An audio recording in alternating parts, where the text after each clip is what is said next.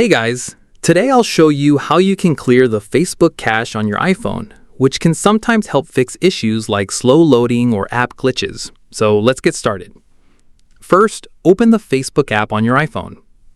Tap your profile icon in the bottom right corner, then tap the settings icon in the top right. Now scroll down to the Preferences section and look for Browser. Open it, and next to Cookies and Cache, tap Clear. Then confirm by tapping Clear again. Once that's done, there's another step you can try to remove additional Facebook app data. Go back to your iPhone's home screen and open the Settings app.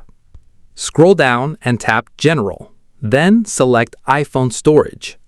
Give the storage list a moment to load, then scroll down and find Facebook. Tap on Facebook and you'll see an option called Offload App. Tap it and confirm by selecting Offload App again. Once the app has been offloaded, tap Reinstall App to install Facebook again. After the reinstallation is complete, open Facebook and sign back in if necessary. And that's it.